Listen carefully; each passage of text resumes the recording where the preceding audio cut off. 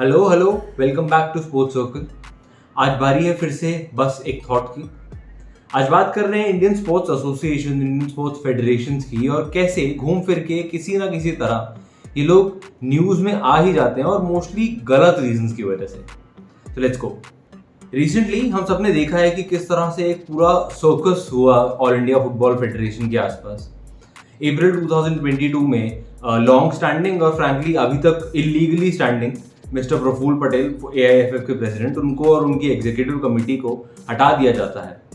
Supreme court ने एक committee of administrators बनाई ताकि जो नेक्स्ट स्टेप्स हैं, एक नेक्स्ट अच्छा सा फ्रेमवर्क बन पाए एआईएफएफ की रनिंग के लिए। फीफा ने उसी टाइम से ये बोलना शुरू कर दिया कि जी आउटसाइड इंटरफेरेंस हो रहा है और एक तरह से गवर्नमेंट इन्वॉल्व हो रही है और वट एवर, बिकॉज अपेरेंटली एक कोड है कि आप गवर्नमेंट इंटरफेरेंस एक स्पोर्ट्स रनिंग बॉडी में नहीं हो सकता। उसकी वजह से थ्रेट्स आए कि आपको बैन कर देंगे। धीरे धीरे करते करते ये पूरा तमाशा हुआ और अगस्त के एंड तक आते आते इनको एआईएफएफ को बैन भी कर दिया गया। फिर किसी तरह इलेक्शंस हुए, किसी तरह वो बैन ओवरटर्न हुआ और अब अपेरेंटली सब कुछ सही है, सब कुछ ठीक है।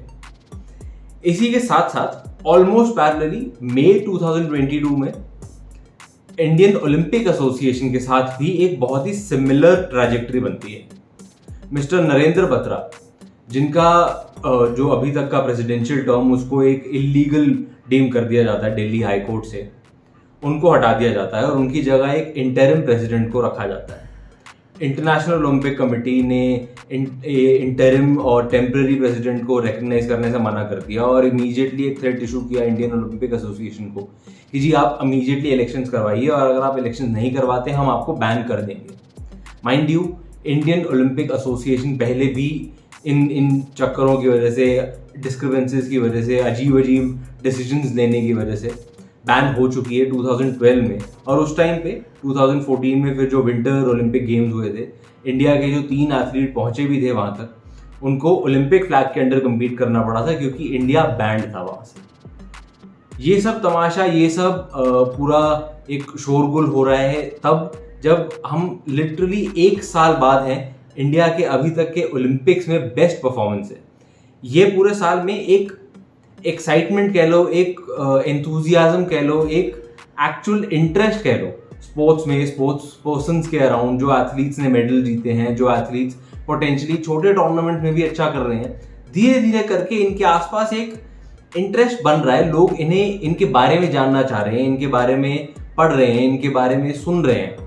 ऐसे में अगर ये फिर से न्यूज आती है कि आईओए को फिर से बैन कर दिया गया है एंड इतने सक्सेसफुल पीरियड के बीच में, तो ये जो थोड़ा बहुत इंटरेस्ट बना है, ये जो थोड़ा बहुत एंथुजियाज्म बना है स्पोर्ट्स के आसपास, ये ऑब्वियसली बहुत ज़्यादा सफ़र करेगा एंड हम में से कोई भी नहीं चाहेगा कि इस तरह का कुछ भी हो। नाउ ऐसा पहली बार नहीं है कि इंडिया की कोई स्पोर्टिंग फेडरेशन या इंडिया की कोई स्पोर्टिंग एसोसिएशन गलत रीजंस की वजह से न्यूज़ में है। मिस्टर प्रफुल्ल पटेल, मिस्टर नरेंद्र बत्रा और इनके जैसे कई एडमिनिस्ट्रेटर्स इन फेडरेशंस को अलग अलग टाइम पे अजीब अजीब डिसीजंस की वजह से इंटरनली, इंटरनेशनली कई बार अलग एक बहुत ही खराब पोजीशन में ला चुके हैं।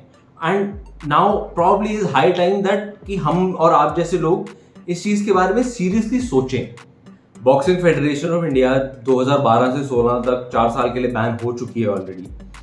वॉलीबॉल फेडरेशन ऑफ इंडिया कई सालों तक प्रेसिडेंट ही नहीं इलेक्ट कर पा रहे थे बिकॉज आपस में लड़ाई हो रही थी, पॉलिटिक्स चल रहा था, कोई कुछ कह रहा है, कोई कुछ और कह रहा है, एक दूसरे को बस नीचे खींचने की कोशिश कर रहे हैं।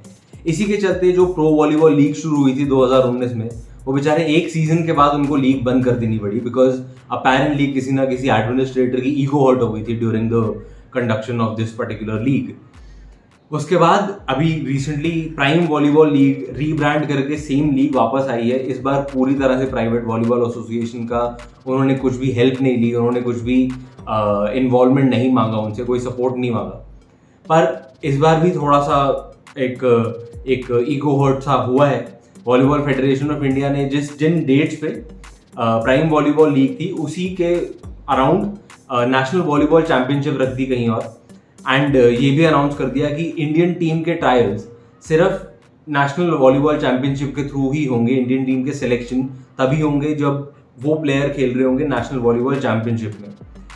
इस तरह का कुछ भी करना ऑब्वियसली प्लेयर के लिए भी एक डिटरमेंटल है, बिकॉज ऐसा नहीं है कि वॉलीबॉल प्लेयर्स के लिए बहुत सारी अपॉर्चुनिटीज ऑलरेडी हैं, नॉट जस्ट खेलने की बट पैसे कमाने की। Because at the end of the day कोई भी अगर एक प्रोफेशन चूज कर रहा है, सिर्फ ये चूज नहीं कर रहा है ना कि हाँ चलो मेरे को ये करना पसंद है, अनलेस आपको उसमें कुछ भी रोजी रोटी मिले, कुछ भी एक्चुअली सस्टेनेंस मिले, कुछ भी आप अपने लिए अपनी फैमिली के लिए कुछ ढंग का कर पाए ओवर द लॉन्ग टर्म, तभी आप किसी प्रोफेशन को चूज करते हैं। और अगर एक वॉलीबॉल प्रोफेशनल प्लेयर को आप इस तरह के थ्रेट्स देते हैं तो ऑब्वियसली प्लेयर्स के लिए, कंट्री के लिए कोई बहुत अच्छी बात है नहीं।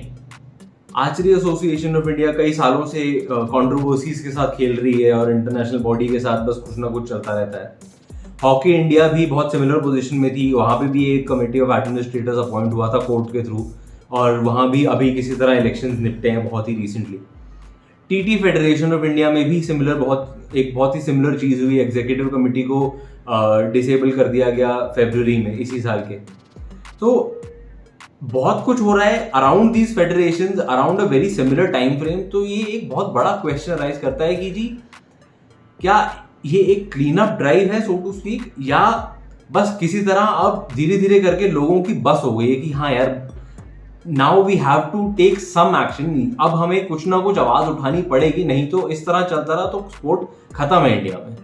ये जो छोटे मोटे डिसीजन और जो इलेक्शन के बैटल्स और ये सब के अलावा भी ओवर द इयर्स आप किसी से भी बात करो, किसी भी एथलीट से बात करो, किसी भी स्पोर्ट लवर से बात करो, फेडरेशंस के बारे में ओपिनियन बहुत ज्यादा अच्छा रहा नहीं है किसी का कंसिस्टेंटली। बीच बीच में लोग आए हैं, टू बी वेरी फेयर, बीच बीच में लोग आए हैं फॉर श्योर जिन्होंने अच्छा काम किया है, जिनकी वजह से अभी तक थोड़ी बहुत फेडरेशन टिकी हुई है, नहीं तो अब तक बंद हो चुकी होती कब की। पर अजीब से डिसीजंस देख लो आप, अजीब से एक करप्ट माइंडसेट देख लो कि जी जो भी फंड आ रहा है वो एथलीट्स तक एक्चुअली पहुंच नहीं रहा, बस इधर उधर हो जा रहा है। इवन मिस्टर नरेंद्र बत्रा के अगेंस्ट सीबीआई ने एलिगेशंस लगाए हैं, अगेन एलिगेशंस हैं, मैं कुछ अपनी तरफ से नहीं बोल रहा हूँ, कि जो फंड थे उन्होंने अपने पर्सनल यूज के लिए निकाल लिए। और देखा जाए तो एक लॉन्ग स्टैंडिंग हिस्ट्री रही है कि एथलीट को कुछ ना कुछ करके दबा दिया जाता है, इंटेंशनली अनइंटेंशनली, पॉलिटिक्स के चलते, पैसों की कमी के चलते, या just a lack of intent कह लो कि जी नहीं करना है, जो करना है करो, फ्रेमवर्क नहीं है, जो करना है करो। तो इस तरह की चीज़ ऑब्वियसली एक बिटर टेस्ट छोड़ के जाती है सबके लिए। ये लैक ऑफ ट्रांसपेरेंसी, ये एक्सट्रीम करप्शन, ये पावर हंग्री पॉलिटिक्स एक तरह से जो इंडियन स्पोर्टिंग मार्केट है, इंडियन स्पोर्ट्स इंडस्ट्री है, उसको कहीं ना कहीं खा जाएंगे अगर इसे ठीक नहीं किया जल्द ही। According to recent report, India की जो स्पोर्टिंग मार्केट है उसका साइज रफली $100 बिलियन तक पहुंच जाएगा 2027 तक। ओके, आईपीएल एक बहुत बड़ा फैक्टर है इसमें, क्रिकेट एक बहुत बड़ा फैक्टर है इसमें, पर ऐसा नहीं है कि बाकी स्पोर्ट्स में पोटेंशियल नहीं है, बाकी स्पोर्ट्स पीपल के पास टैलेंट नहीं है। इस टैलेंट को, इस पोटेंशियल को नर्चर करने की जरूरत है, और इसको ढंग से एक डायरेक्शन देने की जरूरत है, ताकि ये स्पोर्ट्स, सारे स्पोर्ट्स एक वायबल और लुक्रेटिव ऑप्शन बन पाए करियर के लिए लोगों के। अब बाहर देखो, दूसरी कंट्रीज में देखो, तो स्पोर्ट को कई बार as a social mobility tool भी यूज किया जाता है।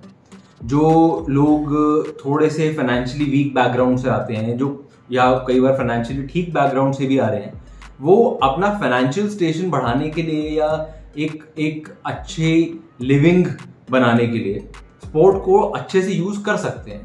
आप डेवलप्ड नेशंस की बात करो, यूएस, यूके वगैरह, इन सारी कंट्रीज में as an athlete, as a sports person आप एक अच्छा करियर बना सकते हो, respectful, financially stable, even if आप अपने कंट्री के नेशनल टीम में नहीं खेल रहे हो या कोई ओलंपिक मेडल नहीं जीत रहे हो।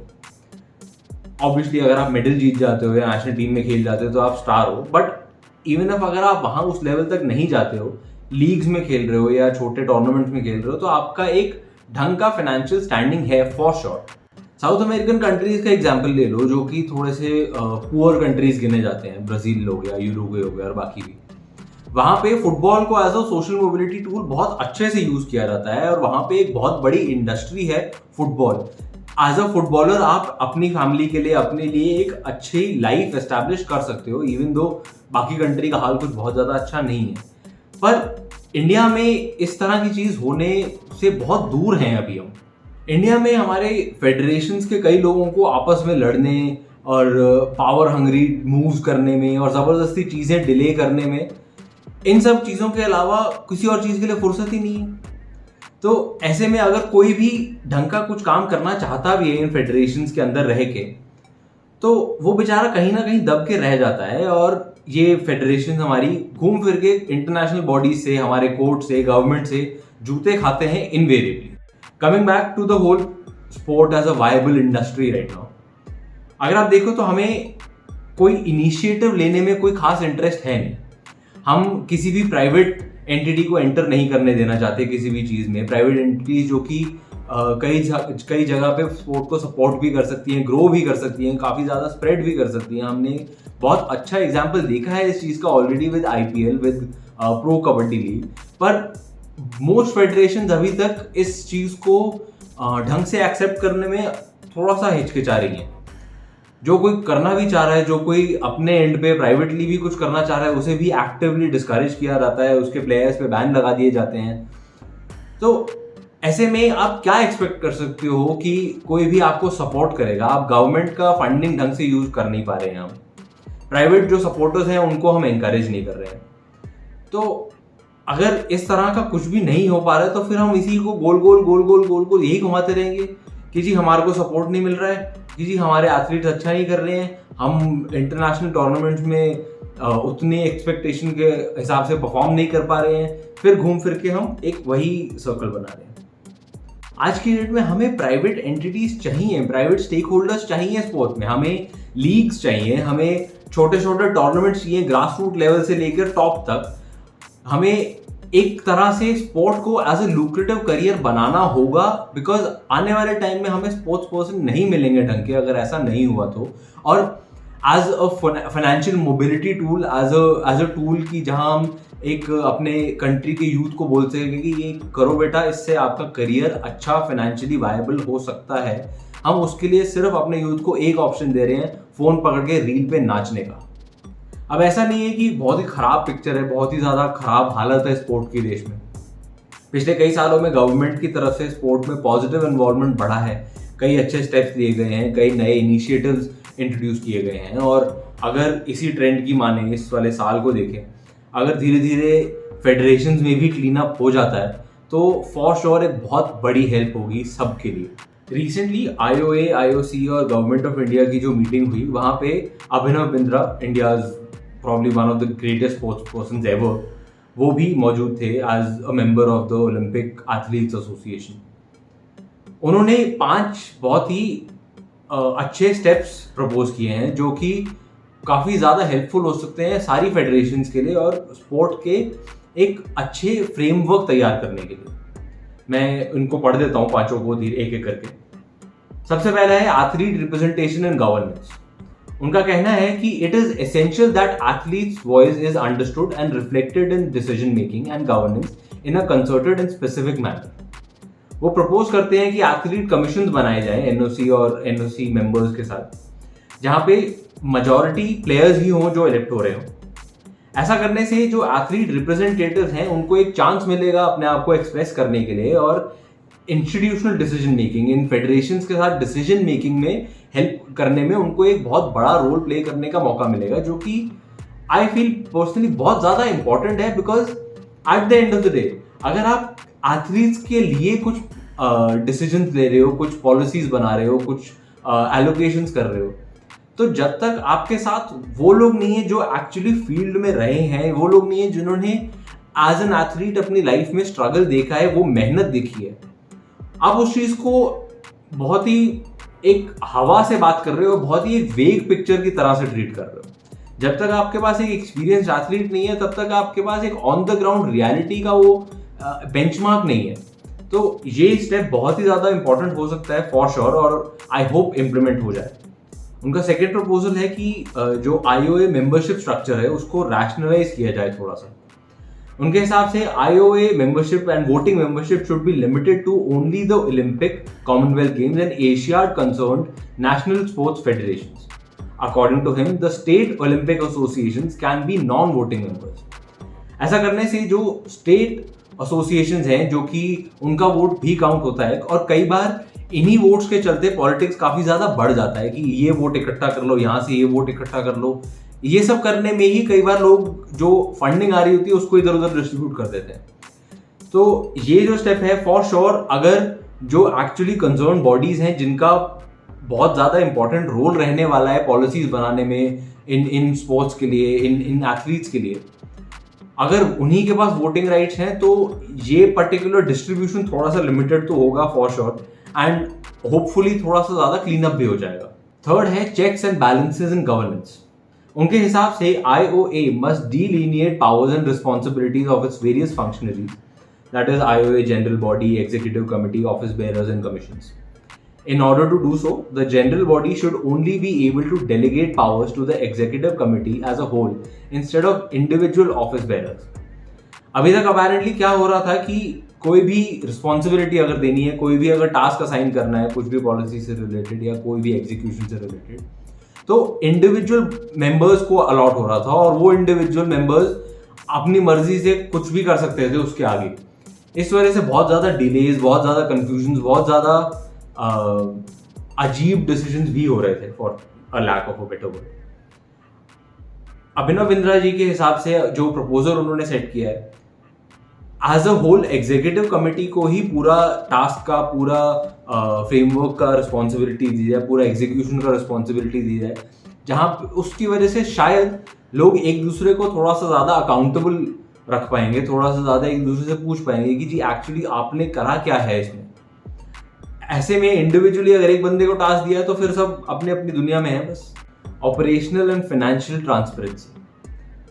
इस प्रपोजल के हिसाब से IOA कॉन्स्टिट्यूशन में एक क्लॉज होना चाहिए जहां पे प्रॉपर स्ट्रक्चर हो इंटरनल और एक्सटर्नल ऑडिट्स के लिए, कहाँ पैसा यूज हुआ है, किस तरह से पैसा यूज हुआ है, और एक पब्लिक ट्रांसपेरेंसी भी हो फॉर श्योर। ये अगर हो गया तो डेफिनेटली एक बहुत बड़ा क्लीन अप हो जाएगा इन फेडरेशन में, बिकॉज अभी तक जो हो रहा था एक्चुअल जनता को, एक्चुअल जो कोई भी जानना चाह रहा है उसे कुछ एक्चुअली पता नहीं चल रहा है कि हाँ हो क्या रहा है अंदर, किस तरह से फंड यूज हो रहे हैं। हम हर साल बजट में ये देख लेते हैं कि इतने करोड़ रुपए अलॉट हुए हैं फेडरेशन को, इतने करोड़ रुपए अलॉट हुए हैं इस स्कीम को, इतने करोड़ रुपए अलॉट हुए हैं इस पर्टिकुलर चीज को।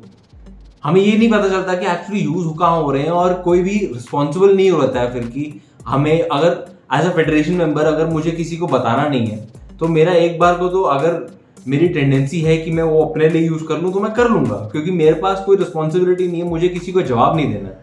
तो इस स्टेप से फॉर श्योर एक जवाबदारी बन जाएगी, एक थोड़ी सी ट्रांसपेरेंसी आएगी सारे प्रोसेस में। पांचवा और again very important, a mechanism for dispute resolution and athletes welfare.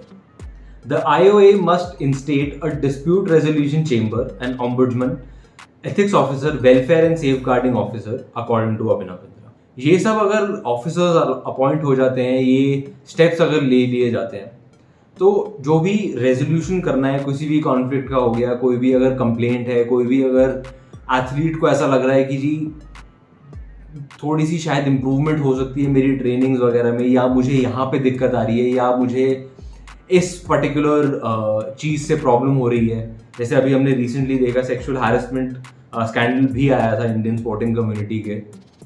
तो अगर इस तरह के ऑफिसर्स और रिस्पॉन्सिबल ऑफिसर्स अपॉइंट होते हैं तो फॉर श्योर एक क्लीनअप में बहुत ज़्यादा हेल्प होगा इस पूरे ऑपरेशन के, इस पूरे फेडरेशन के। धीरे धीरे करके टू बी फेयर एथलीट्स का इन्वॉल्वमेंट बढ़ रहा है, फॉर्मर एथलीट्स का इन्वॉल्वमेंट बढ़ रहा है एडमिनिस्ट्रेशन में, स्पोर्टिंग बॉडीज में।